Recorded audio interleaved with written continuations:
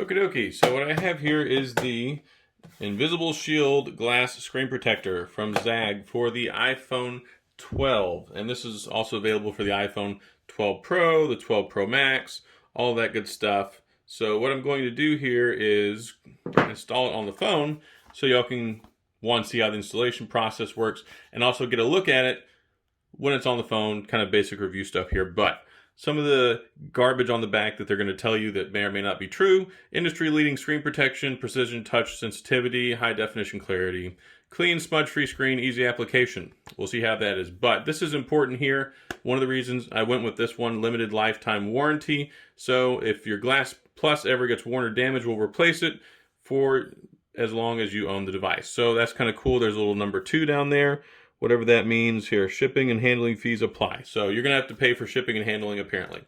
Realistically, when they have these lifetime warranties, I think they just say that and don't actually expect anyone to take advantage of it. So who knows, but they have the world's most garbage tape on here too, trying to get this open. So I went with this one this time. They did have the Insignia ones over at Best Buy for like $19.99. And normally I buy the Insignia ones, but whenever it came to the 11 and the 11 Pro Max, I really wasn't that impressed with them this year. Oh my gosh, this is kicking my butt.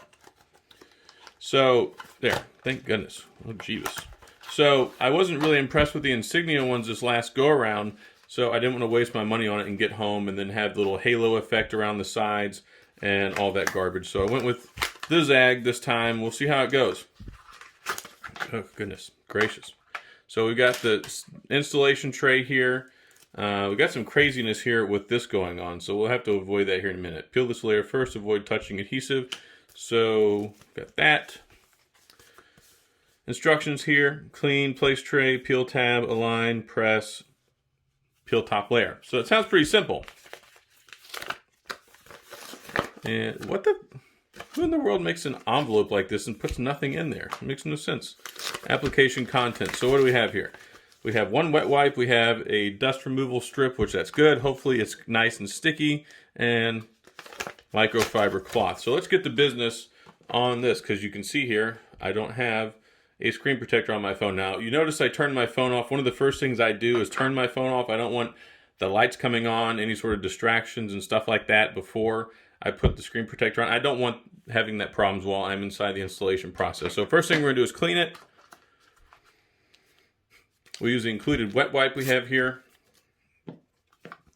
And this is just to get all the fingerprints, the dirt, the residue, the grime, all that garbage off of here. So let's go ahead and clean it up good. This one is actually pretty amply wet wipe, so you can see there's plenty of solution on here. All right, so got it cleaned off now. Go ahead and dry this off real quick. I like it when they include a dry wipe, but I guess they figure you can just use the microfiber cloth for both parts. So we've done that. Now, this is probably the most important part of the entire process. It's nice to give you a little pull tab here so it doesn't get stuck to your fingers. And it seems to be pretty good tape too. So methodically go up and down. We want to get all of any possible dust or debris off of the screen here. And we're actually going to do this again in a minute after we put the tray on, just because I'm always skeptical and sometimes you manage to get a small piece on there. So now that we've done that, go ahead and put the installation tray on there. There should be looks like it works either way. So we'll pop this on right here. It doesn't seem to have a top or a bottom. And then it has these little groove notches and stuff right there too. So this will be gonna be interesting for sure. Let me double check the instructions just to make sure that I don't screw this up, because I would really hate to screw it up. Especially since this was $24.99, wherever I put the instructions. There we go. So yeah, it doesn't seem to say anything about top or bottom, so that seems right. All right, so now that we've got this on here, we're gonna do this one last time just to make sure. If you have another phone laying around or a flashlight, you can always use the flashlight on here, and it's very easy to see little pieces of dust or debris that may be on there. Now, here we go. We got to peel off this layer first, and then we've got the tabs on the edges here that we can hold on to as we place it down, and then we'll have to pull this off. So we're going to do this away from the screen. in case there's any sort of small little particulates that could be on there. And we'll take this now like this, and see how this is going to work. Oh, there's the top part. I guess that would be important. Make sure you know which way is up. So go ahead and push this all the way up underneath there. Now that that's on there, I'm going to push this down, getting these bubbles out. We've got it on the top of the phone. Now let's go ahead and pull the second top layer off. Push this out of the way. And then you are going to have this residue stuff underneath here. That's not that big of a deal. It's not debris, it's the adhesive part, and you got to make sure that it sticks. So kind of push and apply pressure. If it's a bubble, you can push and work its way out, but this right here, that's just a matter of it needs to stick. So it looks like there's just one dot left, and I can totally live with that, but that's just part of the process when you go through this. Sometimes you think you get everything, and you may not necessarily get everything, so it is what it is, unfortunately. But I can totally live with that. I mean, all I have on this whole screen is just the two little dots right there. That's not going to bother me at all. I'm very glad that in this process that now I have a nice glass screen protector on here, and just need to finish working out the rest of this stuff. So now that we've got all that good to go, wipe this off. And of course, now there's a spot over here. Glass screen protectors are such a pain in the butt. And just being frank, I mean, they're important and they're essential and they make life easier. There we go. So I was able to push down on that. It's just when you get some of these little weird looking areas under here, it's just a matter of the adhesive sticking to the screen. So there we go. So I've got that taken care of now. So there we go. Ta-da! It looks like I might have maybe like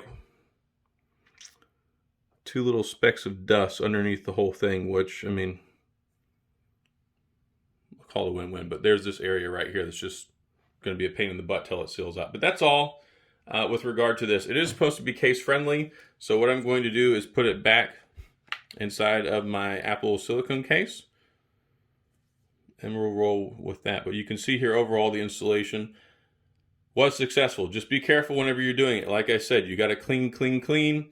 And I'm not sure how I managed to get those other pieces of dust underneath the bottom of the screen there. But overall, there you have it, the installation of the InvisibleShield Glass Plus screen protector.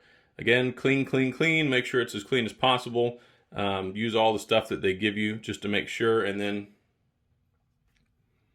there you go. You can see it worked out perfectly fine. Like I said, I have this one little dot right here. But otherwise, I think it's okay. And it doesn't seem to be overly thick. I mean, I think this will probably work out pretty well with regard to the touch sensitivity. And that's one of the things I hate about putting a screen protector on a phone. You end up with touch sensitivity issues sometimes, and just because the glass is thick, and it's nice using a phone without one, but I really don't want to risk messing up my phone. So I'm not going to mess with that there, but this seems to be okay. Let me see.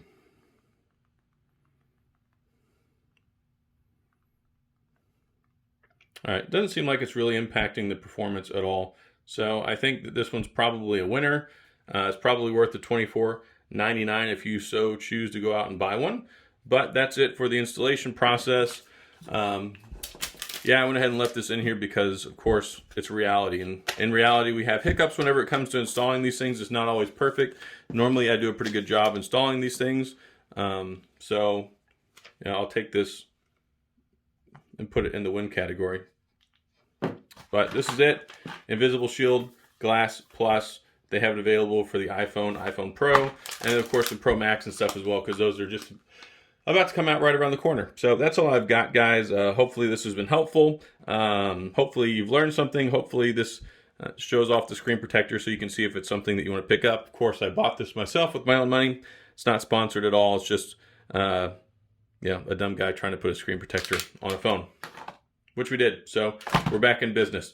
All right, guys, so thanks a lot. And if you have any questions or comments or criticism or want to tell me how much I suck, then you can do that in the comment section. And if not, and you enjoyed the video, please hit the like and the subscribe button and the little notification bell. If if you want to see notifications when new videos come out. And as always, thanks for being here. I appreciate you watching, and I'll see you guys next time.